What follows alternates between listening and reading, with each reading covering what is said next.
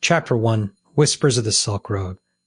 The story begins where most endings are written in the quiet moments before everything changes.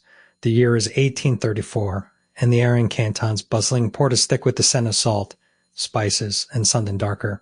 The harbors, a symphony of creaking masts, the rhythmic slap of water against wooden hulls, and the distant murmur of merchants haggling in. A dozen tongues, but beneath the surface, a different kind of trade is taking root, one that will write the fate of empires. This is the Silk Road's shadowy twin, the Opium Trail, not the romanticized caravans of silk and porcelain, but a network of whispers, bribes, and blood money.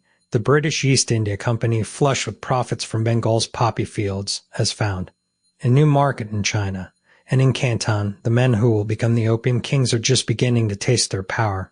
La Chai Quan, a young merchant with sharp eyes and sharper instincts, watches as a British clipper docks under the cover of dusk. The ships hold his laden with chests marked with the company's insignia, others unmarked, their contents wrapped in layers of secrecy. He knows what they carry. He's seen the way the addicts in the back alleys of Canton twitch and sweat, their lives unraveling thread by thread.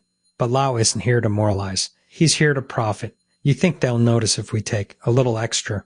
His partner, one, murmurs, "I'm the crates." Lao doesn't answer. He's already calculating. The demand is insatiable. The Chinese government bans opium, but the ban is a joke, a piece of paper waved in the face of greed. The mandarins in Beijing are too far away, too distracted by court and treat to care about the addicts in the slums. And the British, they care only about the silver pouring into their coffers. The first opium war is still years away, but the seeds are being sown. The British merchants, with their polished manners and cold smiles, are already calling the shots. They know the Chinese officials are corruptible. A few well-placed bribes, a few whispered promises, and the opium flows like water.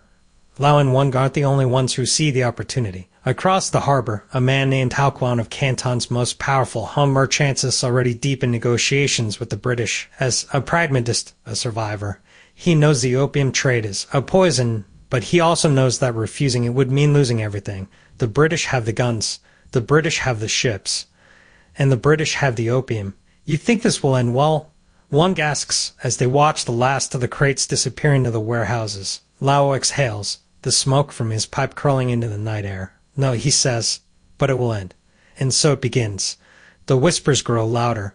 The addicts multiply. The silver drains from China's coffers, flowing west-like, a river of blood. The opium kings are rising, and with them the empire that will shape the fate of nations. But empires, as history has shown, are fragile things, and the cracks are already beginning to show. The next chapter will reveal the first tremors of rebellion, moment when the whispers become a roar.